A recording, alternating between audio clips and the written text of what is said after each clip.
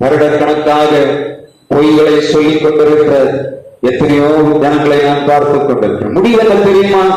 பொய் சொல்லுகிறவருடைய வாழ்வை நான் பின்னாடி பார்த்திருக்கிறேன். பொய் பேசுவருடைய வாய் அடைக்கப்படும் என்று வேதம் சொல்லி, எப்படி அவருடைய நல்ல காலங்கள் வரும்போது அவர்கள் அதை போல ஏமாற்றப்படுகிறார்கள். அனைவர் சொல்லுகிறதை பார்த்திருக்கிறேன். பாஸ்டர், நான் இந்த காரியத்திற்காக பொய் சொன்னேன், அது அப்படியே அந்த குடும்பத்திலே வந்து இப்போது ஒரு பொல்லாத கிரியையாக வெளிப்பட்டுக் கொண்டிருக்கிறது என்பதை அவள் சொல்லுகிறதை நான் கேட்டிருக்கிறேன். நான் அனுபவத்தோடு பேசுகிறேன். எனவே பொய்யை களைந்து ஆண்டவருடைய சமூகத்தில் உண்மையை பேசுகிறேன். என்ன செய்ய முடியுமோ அதை செய்வேன் என்று சொல்லுகிறேன். எது செய்ய முடியாத ஆண்டவருடைய சமூகத்தில் சொல்லுங்க, ஆண்டவர் என்னால முடியல, நீர் பார்த்துக்கலாம். பாப்பார், ஆண்டவர் பார்ப்பார், எனக்கு பிள்ளைக்கு ஒண்ணுமே முடியவில்லை, எனவே நான் இறங்க வேண்டும் என்று சொல்லி ஆண்டவர் இறங்குகிறவராயிருக்கிறார். இந்த மாதத்திலே 1ஆம் தேதி காலையிலே யாரும் வரவில்லை. இன்றைக்கு இந்த மாதத்திலே உங்களுக்கு ஆண்டவர் கொடுத்த ஆசீர்வாதத்தின் நிறைவை கொஞ்சம் நான் உங்களுக்கு தொட்டு போகும்படியாக விரும்புகிறேன். திருச்சபை ஆசீர்வாதத்தை பெற்றுக் கொள்ளணும். வேற ஊழியனாக வந்திருக்கிறேன், என் பிள்ளைகளை ஆசீர்வதிக்க வேண்டும். எப்பொழுது எனக்குள்ள எண்ணம் அது, ஆண்டவரே அவருடைய குறைகளை நீர் பார்க்க கூடாது. ஆண்டவரே, நான் இருக்கிற குறையிலும் என் பிள்ளைகள் ஜெயமாகணும், எங்கள் ஆலயம் வளர்ந்து பெருகணும். அது பொருளாதாரத்திலும் அவருடைய தனிமனித வாழ்விலும் எல்லாவற்றும் வளர்ந்து பெருக வேண்டும் என்று சொல்லி விரும்பித்தான் செய்திகளை ஆண்டவர் தருகிறார்.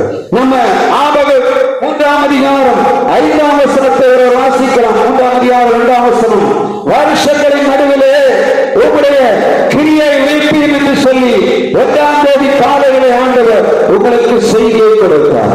இந்த 3ஆம் அதிகாரம் 19ஆம் வசனம் சொல்லுகிறது, வாசிங்க. ஆண்டவராய கர்த்தர் என் பலன், அவரின் கால்களை மான்கால்களை போலாக்கி உயரமான ஸ்தலங்களில் என்னை நடக்க பண்ணுவார். இந்த மாதத்திலே ஆண்டவருடைய சமூகத்திலே வந்திருக்கிற நீங்க அறிந்த வேண்டிய வார்த்தை வந்துண்டு, கர்த்தாவே என் கால்களை மான்கால்கள் போலாக்க வேண்டும். காரணம் என்ன? ஆபத்து 3ஆம் அதிகாரத்தில் சூழ்நிலை பார்த்தீங்கன்னா வசனம் சொல்லுகிறது, அவன் சொல்லுகிறான், அத்திவர குளிர்விடாம போனாலும் 3ஆம் அதிகாரம் 17ஆம் வசனம், திராட்சை செடியில் பலனற்று போனாலும் ஓய்வு மரத்தில் பலனற்று போனாலும் வயல்களில் தானியம் விளையாமற் போனாலும் தொழுவத்தில் ஆட்டு மந்தைகள் இல்லாமற் போனாலும் நான் கர்த்தருக்குள் மகிழ்ச்சியாயிருப்பேன். ஆபகு எல்லா சூழ்நிலையை பார்க்கிறான். இஸ்ரவேல் ஜனங்கள் பாவத்தின் அக்கிரமத்தின் மிகுதியினாலே அவர்கள் வந்தபடியினாலே ஆண்டவர் அவர் அக்கிரமத்தின் கிரியைக்கு ஒப்புக் கொடுத்து விட்டார். இப்பொழுது பாபிலோனுக்கு நேராக ஒப்புக் கொடுக்க போகிறார். போய் விழுந்து கிடக்கிற ஆண்டவரே, எங்கள் பிள்ளைகளை அடிமையாக கூடாது என்று சொல்லியாவது அங்கே விழுந்து கிடக்கிறான். ஆண்டவர் சொல்கிறார், இல்ல, நான் செய்ய நினைத்த காரியத்தை தடை பண்ண போவதில்லை. இந்த ஜனங்களை எத்தனையோ முறை வரை நான் எச்சரித்தேன், அவளை செறிப்பு கீழ்ப்படியவில்லை. அப்பொழுது நான் சொல்லுகிறான், ஆண்டவரே உம்முடைய பிள்ளைகளாய் எங்களை நீர் பாதுகாக்க வேண்டும். அப்பொழுதுதான் தைரியமாக சொல்ல, எல்லாம் எதிர்டையாயிருக்கு. அத்திமரத்துல புழல் இல்ல, திராட்சை செடியில பழம் இல்ல, ஆட்டு மந்தையில கிடைகள் இல்ல, வயல்களில தானியம் இல்ல.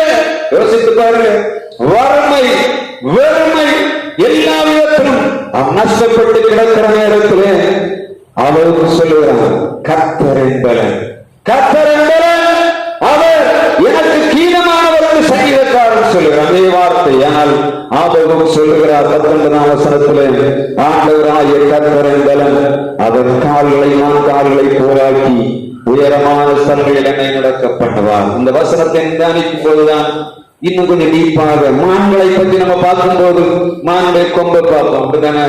மானுடைய சரீரத்தை பார்ப்போம், அதுக்கு அழகை பார்ப்போம், அதனுடைய கொம்புடைய வித்தியாசங்களை பார்ப்போம்.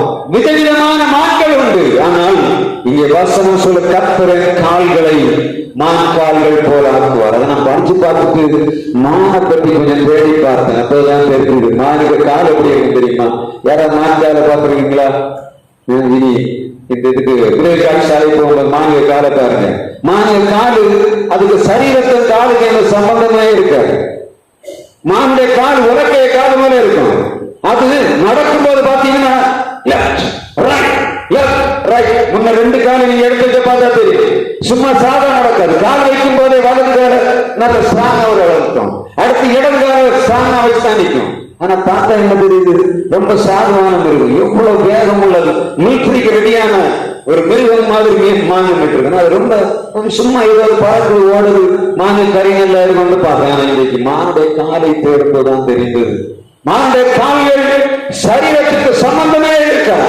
அது எப்படி வசனம் சொல்லுகிறது? மானுடைய கால் ஏன் அதற்காக கொடுக்கப்பட்டிருக்கிறது? உலகத்தில் உள்ள எல்லா மிருகங்களை காட்டிலும் நின்ற இடத்துல மிக அதிகமான உயரத்துல ஜம்ப் பண்ணக்கூடிய மிருகம் நாம் மான் மாத்திரம். அற்புதமான மிருகம். அப்படிதான? சாப்பாடு கறியை சாப்பிடும். மான் என்ன சாப்பிடும்? சிக்கன் சாப்பிடுமா? மட்டன் சாப்பிடுமா? என்ன சாப்பிடும்? புல்லு சாப்பிடும். அப்படிதான் நான் சொல்றோம், புல்லுதான் சாப்பிடும். புல்லு யாருக்கு தேவை இருக்கா?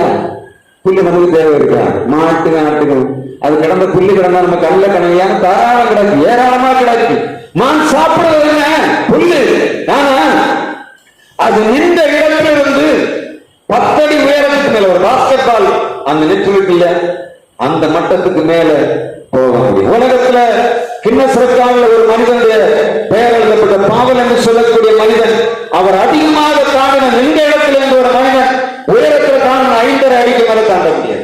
உலக ரெக்கார்ட் கின்னஸ் ரெக்கார்ட்ல நின்ற இடத்துல இருந்து ஒரு ஓடி வந்து தாவறதில்லை. நின்ற இடத்திலிருந்து ஒரு மனிதன் தாவ வேண்டும் என்று சொன்ன 5.5 அடிக்கு மேல ஒரு மனிதன் போக முடியும். ஆனா ஒரு மான் எத்தனை அடி உயரம் போகும் தெரியுமா? நின்ற இடத்துல கைனட்டிக் எனர்ஜி, கைனட்டிக் கொண்டான்னு சொல்றாங்க. நின்ற இடத்துல கைனட்டிக் எனர்ஜி அது 10 அடிக்கு மேல குதித்து தாவும். ஒரு பாஸ்கெட் பால் கிரவுண்டுக்கு மேல என்னன்னா புல் நெய்து கொண்டிருக்கும். திடீரென்று மிகவும் ஆபத்தான மிருகம். எந்த மிருகத்தை கூட சண்டை போட முடியாது. அப்படிதானே? மான் எந்த கொண்டு கூட சண்டை போடுமா? அது எந்த மட்டும் அது வேற. ஆனா வெளியில எந்த மிருகத்தை கண்டாலும், ஒரு எலியை கண்டாலும் ஓடக்கூடிய மிருகம் தான் இது. இந்த மான் நின்ற இடத்திலிருந்து 10 அடிக்கு மேலாக உயரத்துல அது குதிக்கலாம்னா இந்த சிங்கம், புலி, இவைகள் புலி ரொம்ப வேகமாக வந்து இதை தாக்க முடியாது.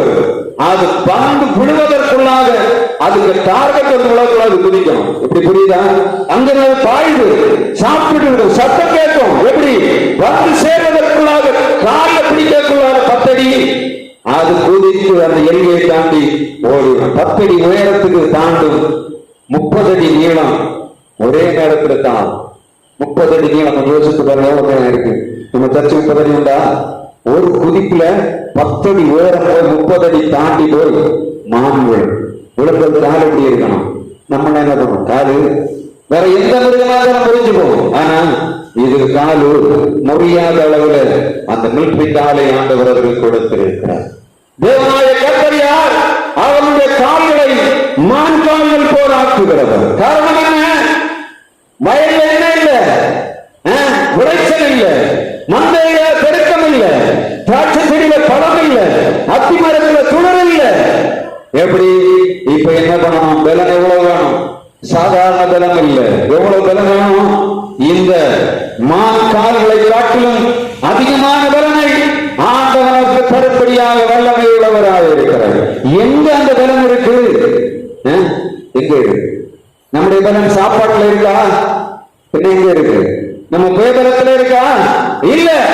ஆண்டோட வார்த்தை சொல்ல அப்போஸ்தலர் 1ஆம் அதிகாரம் 8ஆம் வசனம் சொல்ல வாசிக்கலாம்.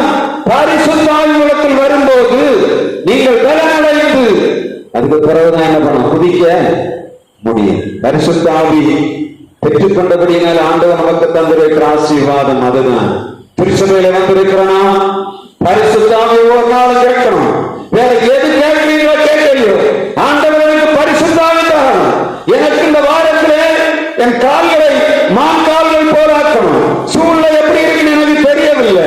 தேவ ஊழியரை கொண்டு ஆண்டவர்களுக்கு தீர்க்க தரிசன செய்தி என்ன நடக்க போவதுன்னு தெரியவில்லை. ஆனா ஆண்டவர்கள் சொல்லும், ஆண்டவரே எனக்கு பரிசுத்த ஆவியை தார். இந்த ஜனங்களை மேற்கொள்ள எனக்கு வல்லமை இல்லை. என்னுடைய இந்த குறைகள் மத்தியிலே எனக்கு நின்று நீக்க முடியவில்லை. எனக்கு உடைய பலன் தாரும் என்று கேட்கணும். திருச்சபையில் ஆண்டவர்களை கேட்க வேண்டிய மிக பிரதானமான காரியம் பரிசுத்த ஆவி. எழுங்களோட கேட்கணும், ஆண்டவரே உங்களுடைய பரிசுத்த ஆவியை தான். பரிசுத்த ஆவியிலே பலன் உண்டு. அதை கொண்டுதான் ஆண்டவர் உங்களை நடத்த போகிறார். வந்து விழக்கூடிய எந்த எதிரியானாலும் சரி நம்மை பிடிக்க வேண்டும் என்று சொல்லி